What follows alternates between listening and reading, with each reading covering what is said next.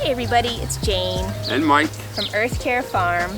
We're here in our home garden and we wanted to show you our home composting pile. We compost on a large scale, but we also compost just in our backyard so that you guys can see how we do this. And it's nice to see what we have, you know, from kitchen scraps and stuff coming out of the garden. And I just love the process. It really connects you to your yard, your food, your garden. Yeah, and it's a complete cycle. It's a complete cycle. So we're going to show you what we do. We have a 3-pile system, one that we're adding material to. Once this is a certain height, for me it's about my hip height, that it gets uncomfortable for me to turn. This is the accumulating pile, yep, where you first start to put your materials. We then flip it into our kind of middle stage pile, where we're no longer adding material into that pile.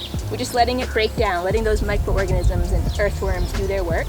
So that's where it's really composting, because a lot of people only have one pile on their garden or their yard, and then when they're looking for the finished compost, they're wading through yesterday's food scraps trying to find some finished compost. So you need to have a 3-pile system, Middle which you'll pile. see. Yep, and then we have our 3rd pile, which is at that point about a year old, and we're ready to screen that now and then put it on our garden. So we're going to take you through the process from beginning, starting a pile, to the end.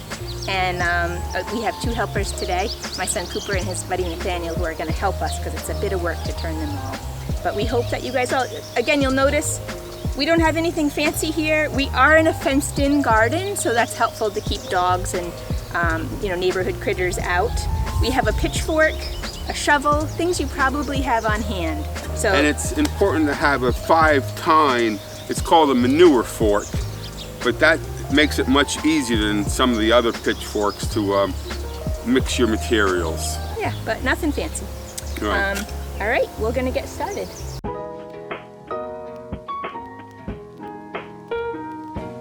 We're gonna start our home pile today, a new home compost pile. We want to show you guys what we're doing.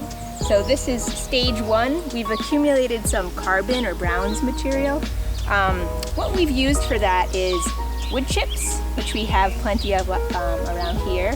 There's some bedding, just basically straw bedding. Probably some leaves in here. That's what we have on hand right now. In your area, you might have like a bale of straw, some trimmings from your garden. Shredded paper. Yep. Any carbonaceous material to cover up your food scraps with.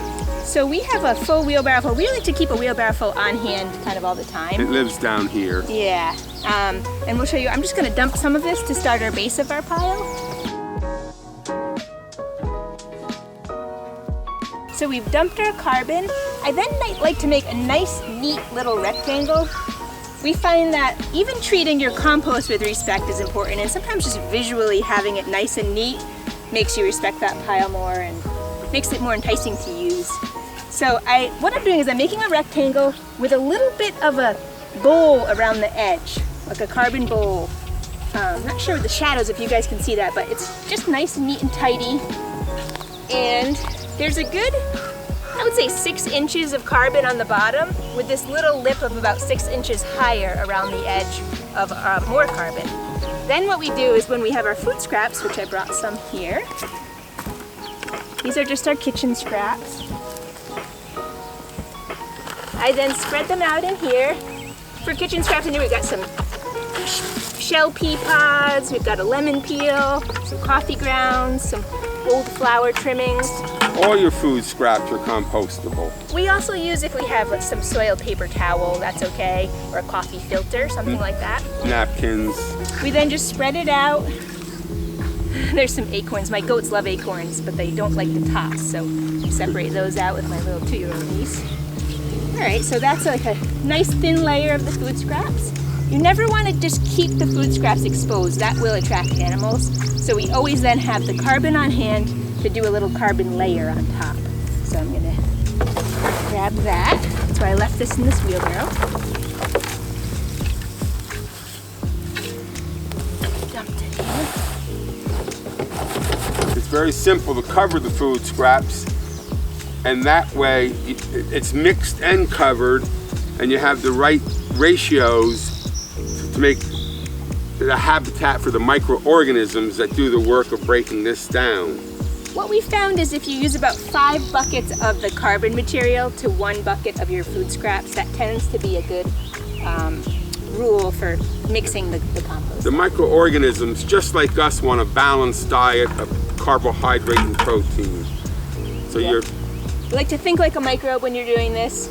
Make sure you've got the right proper food source for them, the carbon, the nitrogen, the moisture content of about 50%. So if it doesn't rain for a while, you might just need a little sprinkling of water. Yeah, when you're irrigating your garden, you can irrigate your compost depending on the weather, how much rain you had.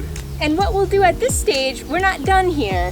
When we have another bucket of kitchen scraps, I'll do the same thing with this exact pile.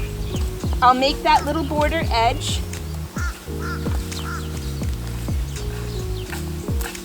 Then I'll dump my next bucket of kitchen scraps on in like a week or so. Then I'll add more carbon material. And I build this up for quite a few months until it gets to be hip height. That's when we then flip to the next pile.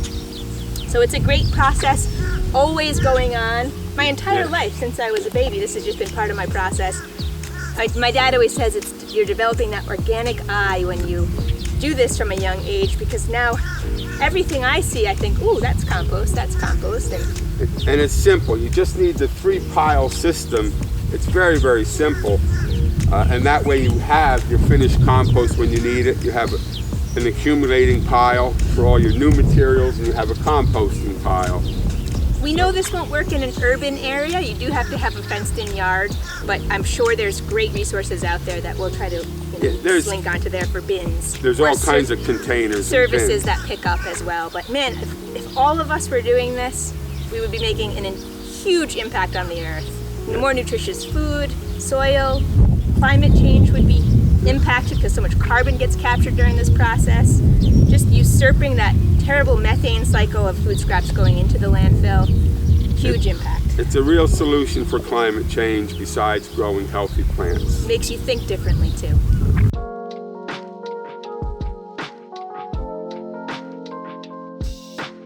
So here we are at our first stage of composting. This pile has gotten big enough that it's now time to turn it and start a new pile. So we'll show you how we do that.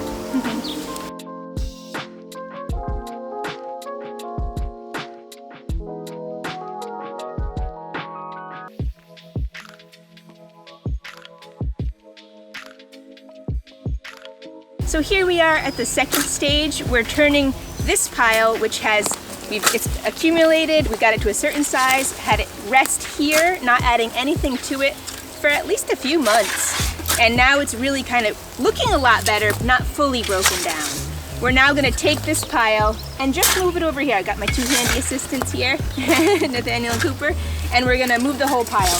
One thing you'll notice that since this is very small scale, just from our home things, it doesn't get as hot as our bigger system out there. So it's not going to fully sterilize weed seeds like it does in our big process. So just be careful when you're adding really like a lot of weed seed or like a noxious weed. I wouldn't put those in your home pile. You will get a little bit of seeding happen. I just pulled a head of lettuce out of here actually. But it is still a beautiful substrate to amend your soil with. Right. So. Very few gardeners will be able to get into the thermophilic, the hot part, because their piles aren't big enough. But it's still a wonderful soil amendment that you have. It just can have weed seed in it or a possible disease spore if you were growing tomatoes that were diseased or something like that. So any diseased or really weedy things we put into our bigger pot system. You'll see it's actually, this is a great way to aerate. Poppy was talking about this kind of 5-tined pitchfork. Great way to, oh beautiful earthworm. These guys just show up in the compost pile. They just come from who knows where. They're attracted to it and they do a really good job of breaking down our materials. And here. they come to your homeowner compost. They don't come to what you'd call our commercial big farm compost. It's too hot for them. Yeah. But they love the homeowner.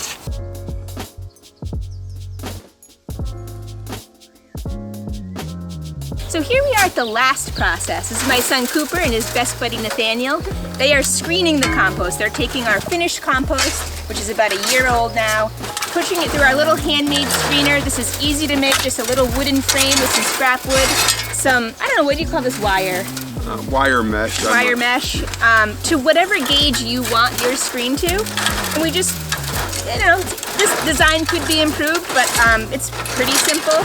And they're just putting it through so that the fine stuff is falling through into the wheelbarrow and the coarse stuff ends up on top and you can just brush off down here.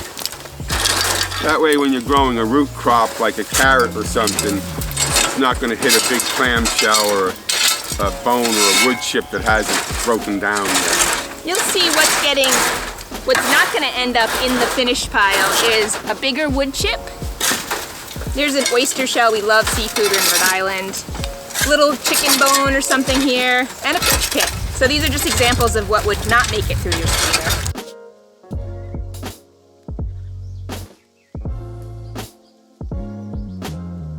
So here's our finished compost that the boys just finished screening, and you can see it just looks like something luscious that plants would wanna just sink their roots into, and it's very nutritious. And it's all things that we created from our food scraps, leaves, wood chips, bedding. It's just a great way to recycle nutrients into something even higher.